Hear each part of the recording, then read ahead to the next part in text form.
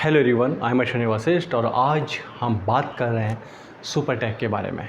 Supertech के director M3M के बाद सुपरटेक को भी एक बहुत बड़ा झटका लगा है और उनको भी गिरफ्तार कर लिया है, अरेस्ट कर लिया है ईडी ने।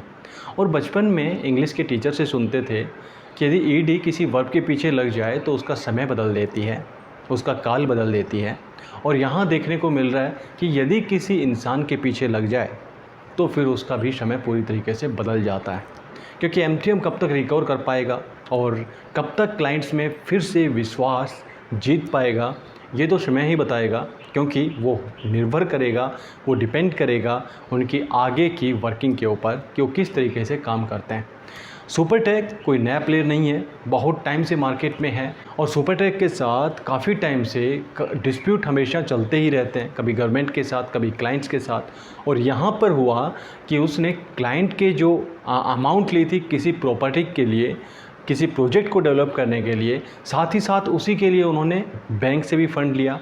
और क्या हुआ, उस फंड का और क्लाइंट की पेमेंट का, जो क्लाइंट्स हैं बहुत सारे, उनकी पेमेंट्स का निवेश किया उन्होंने दूसरी जगह लैंड खरीदने में, उनकी ग्रुप्स की दूसरी जो कंपनीज हैं उनके थ्रू। अब यहाँ पर हमें देखने को मिल रहा है कि जो बायर्स हैं, चाहे मिस्टेक आर.के. अरोड़ा जी की हो, सुपरटेक के डायरेक्टर्स, या फिर M3M के जो प्रमोटर्स हैं उनकी हो, लेकिन जो सबसे ज़्यादा डर आज के दिन किसी के अंदर है तो वो यहाँ के जो इन्वेस्टर हैं उनके अंदर है कि हमने यहाँ पर अपना पैसा इन्वेस्ट किया, कितना सेफ़ है और क्या आगे होगा, और एप्रिसिएशन भी क्या जितना बताया गया है वो मिलेगा, क्योंकि नो डाउट कुछ इफ़ेक्ट तो उस पर पड़ने वाला है।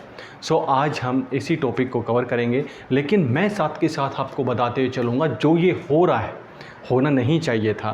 क्लाइंट्स के साथ जो मेरी पूरी सिंपैथी है, मैं जानता हूँ कि उनके साथ कितनी प्रॉब्लम्स हैं। काफ़ी सोच विचारने के बाद ये प्रोजेक्ट में इन्वेस्ट किया होगा, लेकिन उसके बाद क्लाइंट्स को कितने लोगों से सुनना पड़ रहा होगा, ये भी सच्चाई है। यानी कि अपना पैसा भी इन्वेस्ट किया, डर भी अपना, और दूसरे लोगों का सुनना भी। और ये काफ़ी बार ऐसे लोग भी बोल देते हैं, जैसे मैंने बताया कि M3M के बारे में, सुपरटेक के बारे में, जो इनके प्रोजेक्ट लॉन्च होते हैं, मैं ऑलरेडी हमेशा हर एक रिव्यू मैंने ज़्यादातर प्रोजेक्ट्स का किया है।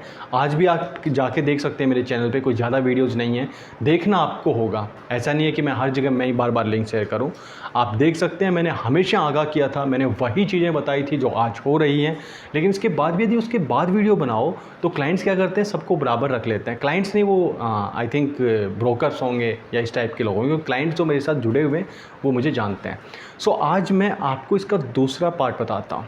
सेकेंड जो हम देख नहीं पा रहे हैं, ये जो हो रहा है, मैं मानता हूँ कि ये होना चाहिए था। यदि बिल्डर गलत कर रहा है और उसके बाद हम आंख बंद करके बैठ जाएं और फिर ये सोचें कि सब कुछ ठीक होगा, हो सकता था ये कुछ दिन बाद होता और उसका बहुत बड़ा लॉस होता, क्योंकि हो सकता है बाद में बिल्डर उसको रिकवर नहीं कर पाए, पहले स्टार्टिंग में फिर भी रिकवर हो सकता है। सो आज हम इसी पे बात करूँगा कि इसका बेनिफिट्स क्या हैं। शायद कुछ अजीब सा लग रहा होगा जब मैं बोल रहा हूँ, लेकिन रियल में ये बेनिफिट्स हैं जो ये एक्शन ईडी ले रही है, ये क्लाइंट के फेवर में है। किस तरीके से मैं आपको बताता हूँ और क्या आपको बेनिफिट होने वाला है। और ये आपको अकेले जो हैं कि इन्वेस्टर हैं उन्हीं को नहीं, ये पूरी मार्केट को होने वाला है।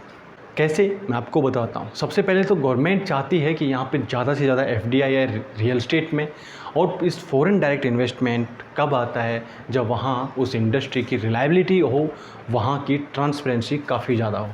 और इसके लिए गवर्नमेंट काफ़ी प्रयास कर रही है और ये यहाँ पर दिख भी रहा है। और नो डाउट FDI यहाँ पर आने वाले टाइम में आप इंक्रीज होता हुआ देख सकते हैं।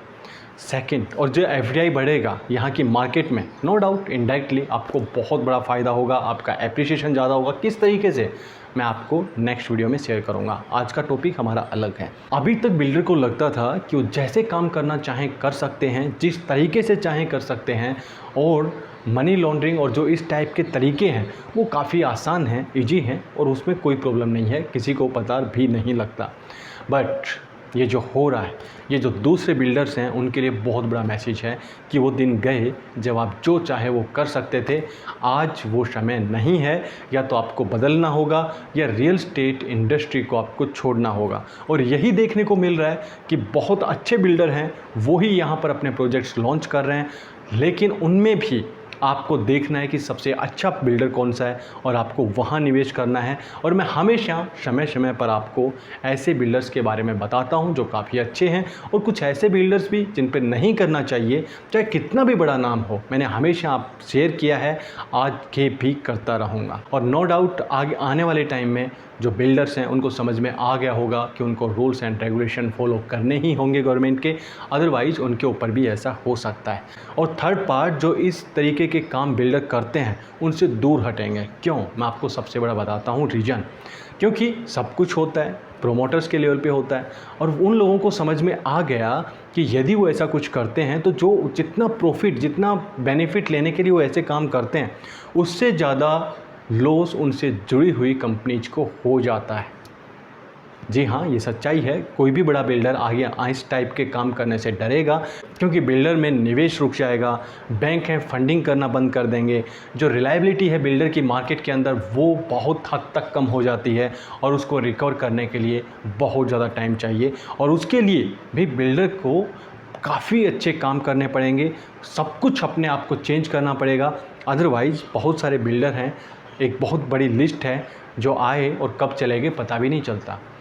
बड़ा नाम कोई नहीं है, बड़ा जब तक काम चल रहा है तब तक बड़ा है, और उसको यदि अपने आप को मार्केट में सस्टेन करना है एक अच्छे लेवल पर, तो उसको रूल्स एंड रेगुलेशंस फॉलो करने ही पड़ेंगे, अदरवाइज उसका बहुत बड़ा लॉस होगा प्रॉफिट की बजाय। ये जब तक माइंड में आ जाएगा तब ये काम होने भी बंद हो जाएंगे, और जो निवेशक का पैसा है वो पूरी तरीके से सुरक्षित रहेगा। ऐसा नहीं है कि सभी बिल्डर्स ऐसे हैं, अबव 50% बिल्डर्स ऐसे हैं जो बिल्कुल जितना निवेश जहाँ के लिए आता है वहीं पे वो काम करते हैं, और उन प्रोजेक्ट को डिलीवर करके फिर नेक्स्ट या दूसरे प्रोजेक्ट पर चलते हैं। ये जो इधर उधर वाली ट्रांजैक्शन है ना, वो उनके बहुत कम है, और मैं भी विश्वास करता हूँ ऐसे बिल्डर्स में निवेश करने के लिए। नेक्स्ट टाइम फिर मैं आपको एक ऐसी बिल्डर्स की लिस्ट लेकर आऊँगा, दोनों तरफ डिवाइड करूँगा, कंपैरिजन करेंगे, और ऐसी ही इन्फॉर्मेशन से जुड़े रहने के लिए आप इस चैनल को सब्सक्राइब कर लें, अपने ग्रुप्स में शेयर करें। मिलेंगे फिर नेक्स्ट टाइम, तब तक के लिए थैंक यू वेरी मच।